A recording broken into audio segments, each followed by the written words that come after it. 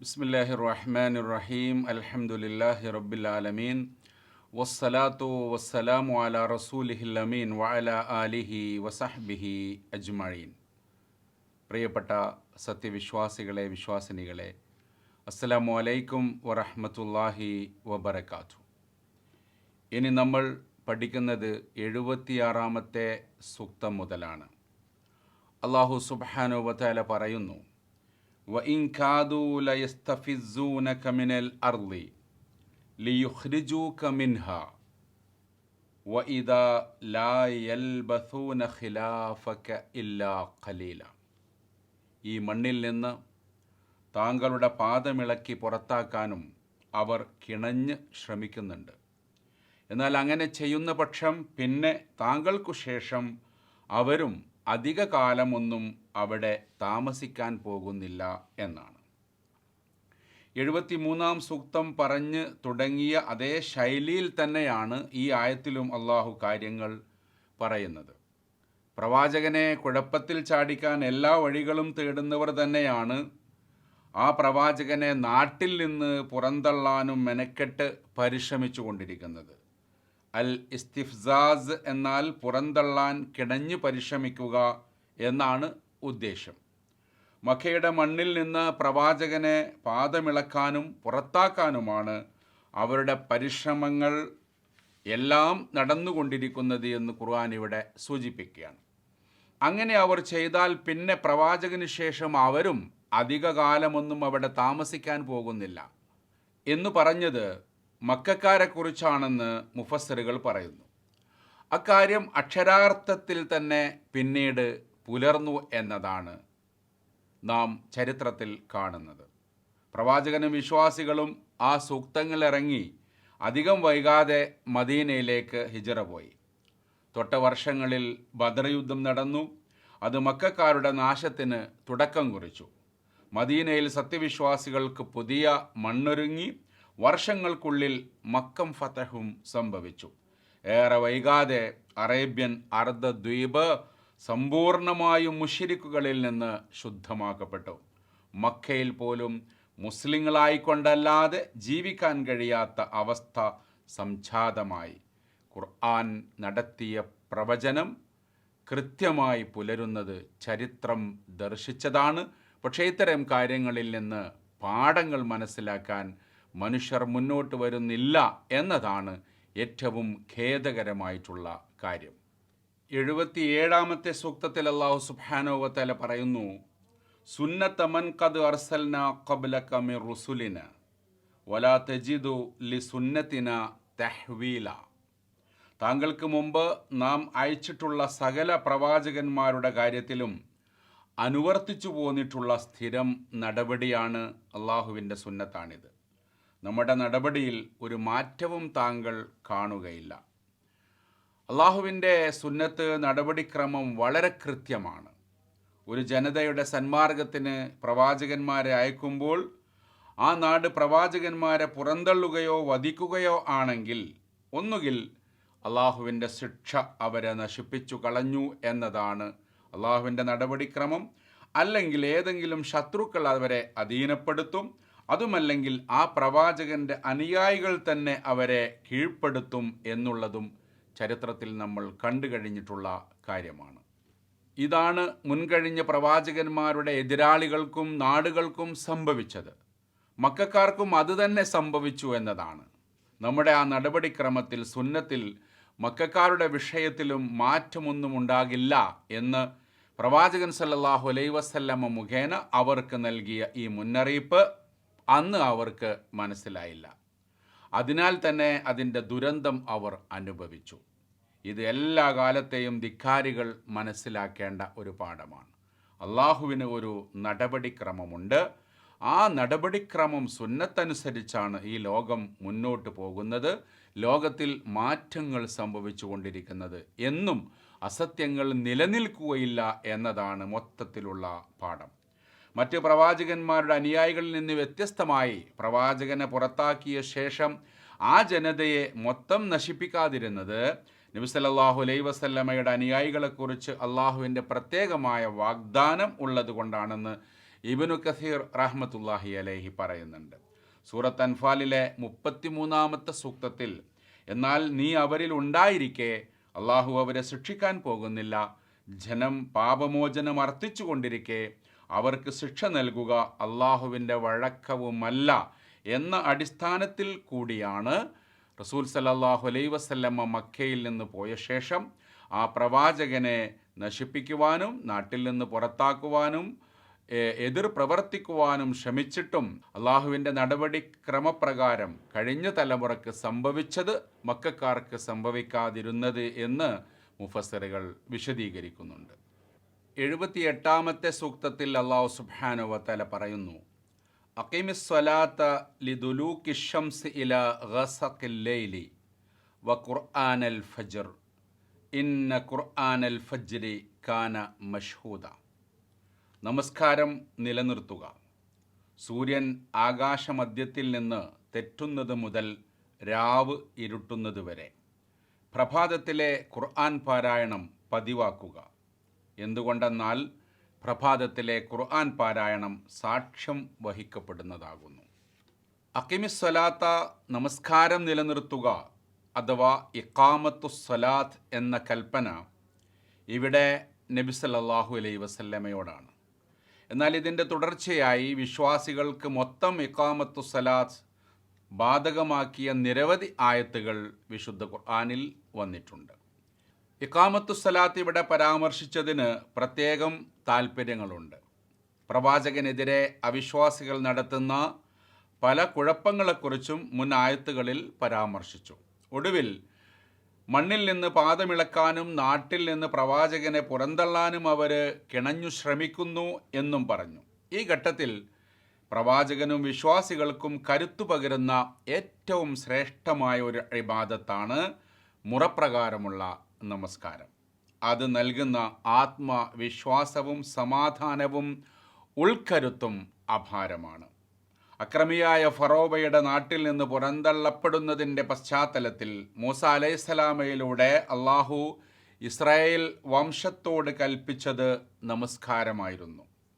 ഇന്നും രാജ്യങ്ങളിൽ നിന്ന് പുറന്തള്ളൽ ഭീഷണിയും അതുപോലെയുള്ള ഒരുപാട് പ്രതിസന്ധികളും നേരിടുന്നവർക്ക് നമസ്കാരം വലിയൊരു കരുത്താണെന്ന് ഈ ഘട്ടത്തിൽ നമ്മൾ തിരിച്ചറിയണം. മറ്റൊരു കാര്യം, മിറാജിൻ്റെ യാത്രയിൽ നിർബന്ധമാക്കപ്പെട്ട 5 നമസ്കാരത്തിൻ്റെ വിശദീകരണം ഇവിടെയാണ് അള്ളാഹു സുബ്ഹാനഹു വതആല നൽകുന്നത്. ദുലൂഖു ശംസ് എന്നതിന് മുഫസ്സിറുകൾ 2 അർത്ഥം നൽകിയിട്ടുണ്ട്. ഒന്ന്, സൂര്യൻ മധ്യത്തിൽ നിന്ന് തെറ്റുക. മറ്റൊന്ന്, സൂര്യൻ അസ്തമിക്കുക എന്നതാണ്. എന്നാൽ ഭൂരിപക്ഷം പണ്ഡിതരും സൂര്യൻ ആകാശമധ്യത്തിൽ നിന്ന് തെറ്റുക എന്ന അർത്ഥമാണ് നൽകിയിരിക്കുന്നത്. ആ സമയം മുതൽ ഇലാ ഗസഖിൽ ലൈലി, രാവ് ഇരുട്ടുന്നതുവരെ എന്ന് പറയുന്ന അഭിപ്രായം എടുക്കുകയാണെങ്കിൽ ളുഹർ, അസർ, മഗ്രിബ്, ഇശാ എന്നീ 4 നമസ്കാരങ്ങൾ ഇതിൽ ഉൾപ്പെടും. സൂര്യൻ ആകാശമധ്യത്തിൽ നിന്ന് തെറ്റിയത് മുതൽ രാവ് ഇരുട്ടുന്നതുവരെ ഈ 4 നമസ്കാരങ്ങൾ ഉൾപ്പെടുന്നു. ഫജ്ർ നമസ്കാരത്തെക്കുറിച്ച് തൊട്ടുടനെ പറയുകയും ചെയ്തിരിക്കുന്നു. ഫജ്ർ എന്നാൽ രാത്രിയുടെ അന്ധകാരം നീങ്ങി പ്രഭാതത്തിൻ്റെ വെണ്മ വെളിപ്പെട്ട് തുടങ്ങുന്ന സമയത്തെക്കുറിച്ച് പറയുന്ന വാക്കാണ്. അഥവാ സുബഹ് നമസ്കാരത്തിൻ്റെ സമയമാണ്. ഖുർആനിലെ ഈ കൽപ്പനയ്ക്ക് ശേഷം 2 തവണ ജിബ്രീൽ അലൈഹിസ്സലാം വന്ന് നബി സല്ലല്ലാഹു അലൈഹി വസല്ലമയെ കൊണ്ട് 5 നേര നമസ്കാരത്തിൻ്റെ സമയത്ത് നമസ്കരിച്ചു കാണിച്ചു എന്ന് നബി സല്ലല്ലാഹു അലൈഹി വസല്ലമ തന്നെ പറഞ്ഞിട്ടുണ്ട്. 5 നേര നമസ്കാരത്തിൽ യാതൊരു സംശയവും സത്യവിശ്വാസികൾക്ക് ഉണ്ടാവേണ്ടതില്ല. കാരണം വളരെ കൃത്യമായി ഖുർആനിൽ സൂറത്ത് ഹൂദിലെ 114-ാമത്തെ സൂക്തം, ത്വാഹയിലെ 130, റൂമിലെ 17-18 സൂക്തങ്ങളിലും 5 നേരം നമസ്കാരത്തെക്കുറിച്ച് ഖുർആൻ പറഞ്ഞിട്ടുണ്ട്. അപ്പോൾ ഖുർആനിൽ ഫജ്രി, പ്രഭാതത്തിലെ ഖുർആൻ പാരായണം കൊണ്ട് ഉദ്ദേശിക്കുന്നത് പ്രഭാത നമസ്കാരമാണെന്ന് മുഫസ്സിറുകൾ പറയുന്നു. പ്രഭാതത്തിലെ ഖുർആൻ പാരായണം സാക്ഷ്യം വഹിക്കപ്പെടുന്നതാണ് എന്ന് പറഞ്ഞതിൻ്റെ താല്പര്യം നിരവധി ഹദീസുകളിൽ വന്നതുപോലെ അവിടെ മലക്കുകളുടെ സാക്ഷ്യമുണ്ടാകും എന്നതാണ്. പ്രഭാത നമസ്കാരത്തിൻ്റെ സവിശേഷ പ്രാധാന്യം സൂചിപ്പിക്കുന്നുണ്ട് ഈ ഒരു കാര്യം. രാത്രിയിലെയും പകലിലെയും മലക്കുകളുടെ കയറ്റ ഇറക്ക സമയത്തെ സാക്ഷ്യമെന്ന അർത്ഥത്തിലാണ് ഇങ്ങനെ പറഞ്ഞതെന്ന് ഇബ്നു കസീർ റഹ്മത്തുള്ളാഹി അലൈഹിയെ പോലെയുള്ളവരും പറയുന്നുണ്ട്.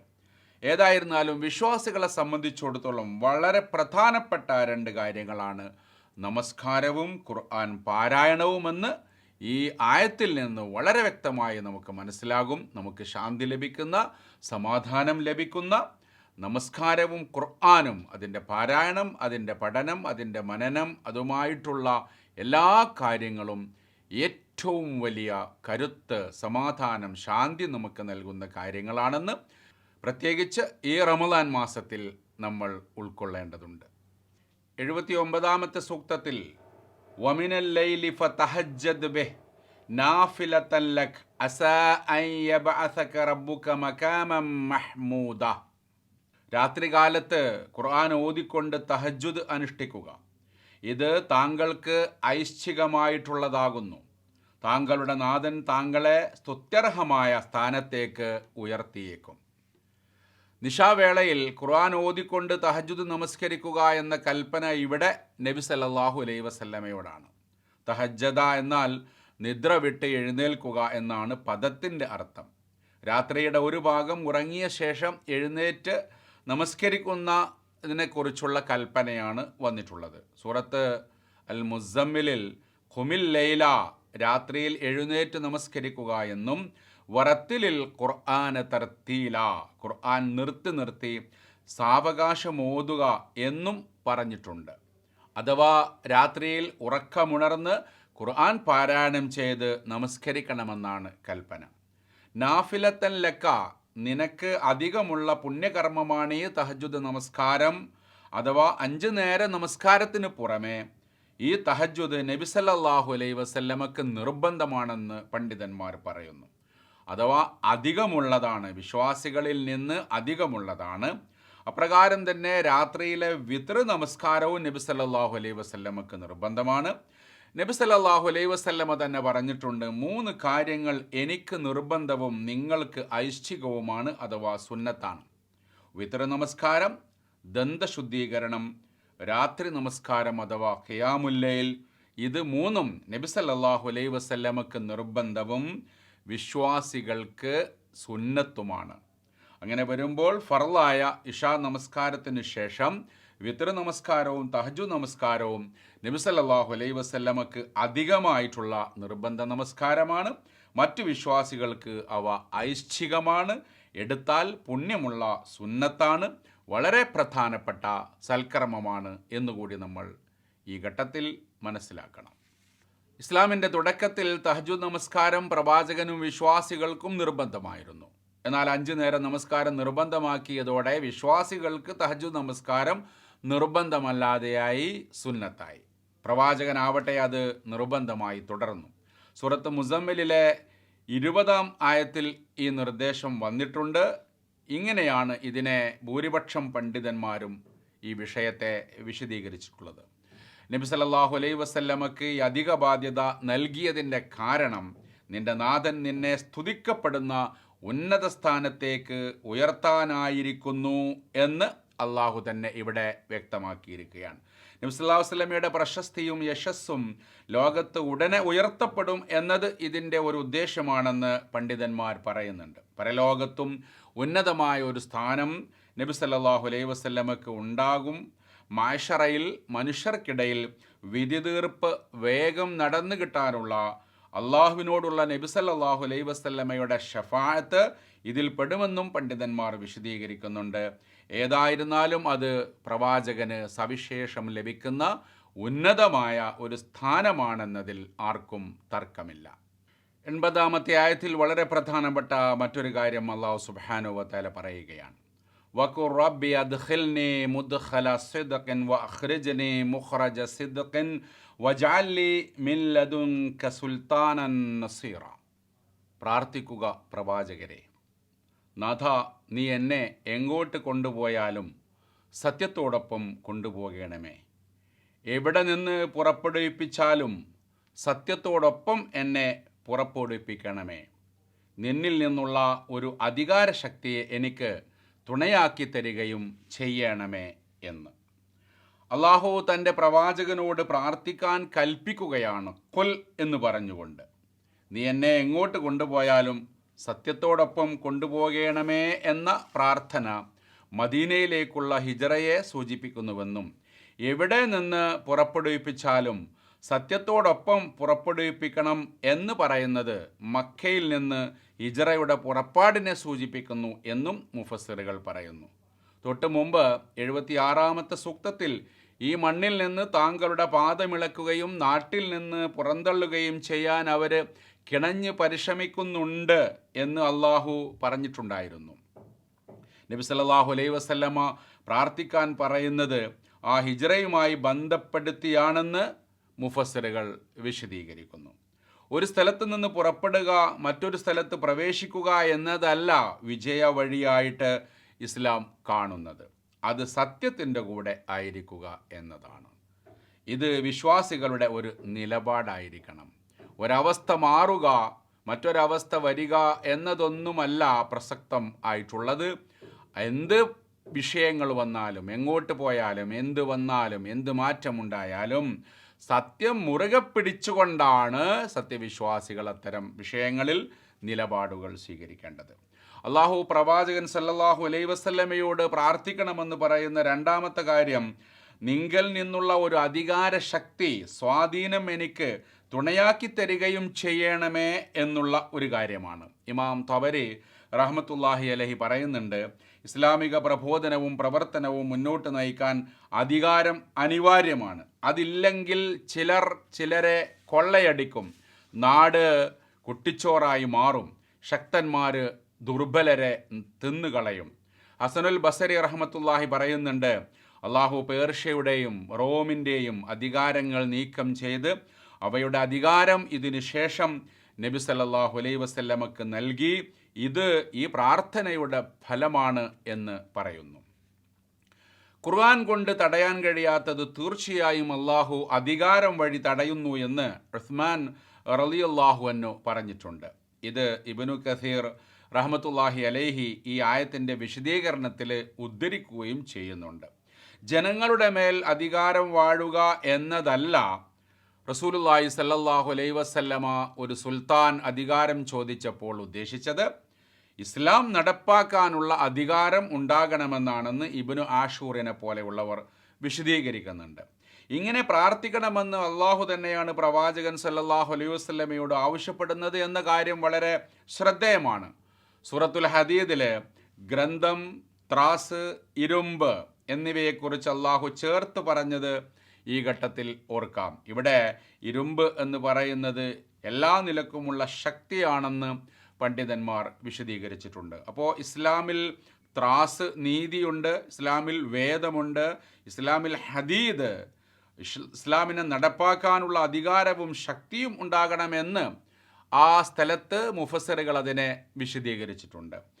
പ്രവാചകൻ സല്ലല്ലാഹു അലൈഹി വസല്ലമക്ക് ഉന്നത സ്ഥാനം, പ്രശസ്തി നൽകുമെന്ന് പറഞ്ഞത് ഈ ലോകത്തുകൂടിയാണെന്ന് കഴിഞ്ഞ ആയത്തിൻ്റെ വെളിച്ചത്തിൽ നമ്മൾ മനസ്സിലാക്കിയാൽ അതിനുള്ള വഴിയായിരുന്നോ ഹിജ്റ, മദീനയിലെ അധികാരം, ഇസ്ലാമിൻ്റെ മുന്നോട്ടുള്ള ഗമനം സാധ്യമാക്കിയത് എന്നൊക്കെ നമുക്ക് കൂട്ടത്തിൽ ചിന്തിക്കാവുന്നതാണ്. തഹജ്ജുദിൻ്റെ ഭൗതിക ഫലങ്ങളാണ് ഇതെങ്കിൽ പ്രിയപ്പെട്ടവരെ, നമ്മുടെ ശാക്തീകരണത്തിൻ്റെ വഴികളും അതാണ് എന്നുകൂടി നമ്മൾ മനസ്സിലാക്കേണ്ടതുണ്ട്. 81-ാമത്തെ സൂക്തം വഖുൽ ജാഅൽ ഹഖു വസഹഖൽ ബാത്തിലു ഇന്നൽ ബാത്തില കാന സഹൂഖ. താങ്കൾ പ്രഖ്യാപിക്കുക, സത്യം സമാഗതമായി, മിഥ്യ തകർന്നുപോയി, മിഥ്യ തകരാനുള്ളത് തന്നെയാകുന്നു. ഈ ആയത്തിലും അതിൻ്റെ മുമ്പുള്ളതും ശേഷം വരുന്നതുമായ ആയത്തുകളിലും അള്ളാഹു കുൽ എന്ന് പറഞ്ഞുകൊണ്ട് പ്രവാചകൻ സല്ലല്ലാഹു അലൈഹി വസല്ലമയോട് പ്രാർത്ഥിക്കാനും പ്രഖ്യാപിക്കാനും ആവശ്യപ്പെടുന്നത് ശ്രദ്ധിക്കുക. ഈ ആയത്തിൽ പ്രഖ്യാപിക്കാൻ പറഞ്ഞത് സത്യം സമാഗതമായി, മിഥ്യ തകർന്നുപോയി, മിഥ്യ തകരാനുള്ളത് തന്നെയാണ് എന്ന കാര്യമാണ്. ഇസ്ലാം പരമമായ സത്യമാണ്. വിശുദ്ധ ഖുർആനും തിരുദൂതരും സത്യമാണ്. നബി സല്ലല്ലാഹു അലൈഹി വസല്ലമയുടെ പ്രബോധനം സത്യത്തിൻ്റെ സംസ്ഥാപനത്തിന് വേണ്ടിയാണ്. കനത്ത വെല്ലുവിളികൾ നേരിട്ടാണ് ഇവയൊക്കെയും കുറേ കാലങ്ങളായി കടന്നു പോന്നിട്ടുള്ളത്. എന്നാൽ എന്നും അത് അങ്ങനെയാവില്ല. ഒരു നാൾ സത്യം വരിക തന്നെ ചെയ്യും. ഒരു നാൾ സത്യം വരിക തന്നെ ചെയ്യും. സത്യം ജയിക്കുക തന്നെ ചെയ്യും. സത്യം അതിൻ്റെ ജയപ്രഖ്യാപനം നടത്തുന്ന ഒരു നാൾ വരാതിരിക്കില്ല എന്ന ഒരു പ്രഖ്യാപനമാണ്. അങ്ങനെ സത്യം സമാഗതമാകുന്നതിൻ്റെ മറുപുറത്ത് മിഥ്യകൾ തകരുന്നതിൻ്റെ പ്രഖ്യാപനമാണ് ഈ ആയത്തിലൂടെ അല്ലാഹു സുബ്ഹാനഹു വ തആല നടത്തിയിരിക്കുന്നത്. അഥവാ സത്യം വിജയിക്കാൻ പോകുന്നു എന്നതിൻ്റെ സൂചനകളാണ്. മറഞ്ഞുകിടന്ന ജയം ലോകത്തിൻ്റെ മുമ്പാകെ പ്രത്യക്ഷപ്പെട്ടു തുടങ്ങി എന്ന അർത്ഥത്തിലാണ് സത്യം വന്നു എന്ന് ഖുർആൻ ഉപയോഗിച്ചതെന്ന് ഇബ്നു ആഷൂർ പ്രത്യേകം പറയുന്നുണ്ട്. ഈ പ്രഖ്യാപനം നടത്തുമ്പോൾ മുസ്ലിങ്ങളിൽ ഒരു വിഭാഗം അബിസീനിയയിൽ അഭയം തേടിയിരിക്കുകയായിരുന്നു. മക്കയിൽ വിശ്വാസികൾ കടുത്ത മർദ്ദനങ്ങൾ നേരിട്ടുകൊണ്ടിരിക്കുകയും ആയിരുന്നു. തഫീമുൽ ഖുർആനിൽ സയ്യിദ് മൗദൂദി റഹ്മത്തുള്ളാഹി അലൈഹി അങ്ങനെയാണ് അത് സൂചിപ്പിക്കുന്നത്. തുടർന്ന് അദ്ദേഹം പറയുന്നുണ്ട്, സത്യത്തിൻ്റെ വിജയത്തിന് ഒരു ലാഞ്ചന പോലും കാണാത്ത സന്ദർഭത്തിലാണ് പ്രവാചകൻ സല്ലല്ലാഹു അലൈഹി വസല്ലമയോട് ഇങ്ങനെ പ്രഖ്യാപിക്കാൻ അള്ളാഹു കൽപ്പിക്കുന്നത്. കേവലം തമാശയായിട്ടാണ് ഇസ്ലാമിൻ്റെ ശത്രുക്കൾ ഇതിനെ കരുതിയത്. എന്നാൽ 9 വർഷത്തിന് ശേഷം നബി സല്ലല്ലാഹു അലൈഹി വസല്ലമ സത്യം ജയിച്ച ജേതാവായി മക്ക പട്ടണത്തിലേക്ക് കടന്നു ചെന്നു. മക്കം ഫത്ഹായി. കഅബയിലുണ്ടായിരുന്ന 360 ബിംബങ്ങൾ തച്ചുടക്കപ്പെട്ടു. അസത്യത്തിൻ്റെ ശക്തികൾ നിഷ്പ്രഭരായി. അവരപ്രത്യക്ഷമായി. മക്കയിൽ ഇസ്ലാം അതിൻ്റെ വെന്നിക്കൊടി നാട്ടി. കഅബ പൂർണ്ണമായും നാഥൻ്റെ തൗഹീദിൻ്റെ ഭവനമായി. ഈ ഘട്ടത്തിൽ നബി സല്ലല്ലാഹു അലൈഹി വസല്ലമ വീണ്ടും പ്രഖ്യാപിക്കുന്നുണ്ട്, സത്യം സമാഗതമായി, മിഥ്യകൾ തകർന്നു, മിഥ്യകൾ തകരാനുള്ളത് തന്നെ എന്ന്. അങ്ങനെ റസൂലുള്ള പ്രഖ്യാപിച്ചതുകൊണ്ട് 9 വർഷങ്ങൾക്ക് ശേഷം നടക്കുന്ന സംഭവത്തിലേക്കുള്ള സൂചന തന്നെയായിരുന്നു ഇത് എന്നുകൂടി പണ്ഡിതന്മാർ അഭിപ്രായപ്പെട്ടു. സത്യം കൊണ്ടെറിഞ്ഞ് അസത്യത്തിൻ്റെ മണ്ട പിളർക്കുക എന്നത് അള്ളാഹു ഏറ്റെടുത്ത കാര്യമാണെന്ന് ഖുർആനിൽ തന്നെ പലവരു പറഞ്ഞിട്ടുണ്ട്. പ്രിയപ്പെട്ടവരെ, അസത്യത്തിന് അടിത്തറകളില്ല. മിഥ്യകളുടെ വിളയാട്ടമെന്ന് പറയുന്നത് താൽക്കാലികമാണ്. ശേഷം അത് സ്വാഭാവികമായി നാശമടയും. അസത്യത്തിൻ്റെ വക്താക്കളും സംവിധാനങ്ങളും അതിശക്തരാണെന്ന് നമുക്ക് തോന്നിയാലും അതിന് അധികകാലം നിലനിൽക്കാൻ കഴിയില്ല എന്നതിന് ചരിത്രം സാക്ഷിയാണ്.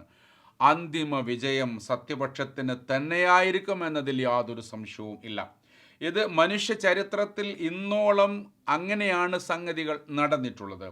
പ്രവാചകൻ സല്ലല്ലാഹു അലൈഹി വസല്ലമയുടെ കാലവും അതിന് സാക്ഷിയായത് നാം ഇവിടെ കാണുകയാണ്. അതിനാൽ നമുക്ക് ലോകത്തോട് ഉറക്കെ പറയാനുള്ളത്, സത്യം വരും, മിഥ്യകൾ തകരും, മിഥ്യകൾ തകരാനുള്ളത് തന്നെയാണ് എന്ന ആത്മവിശ്വാസത്തോടു കൂടി മുന്നോട്ട് പോകുവാൻ സത്യവിശ്വാസികൾക്ക് സാധിക്കേണ്ടതുണ്ട്.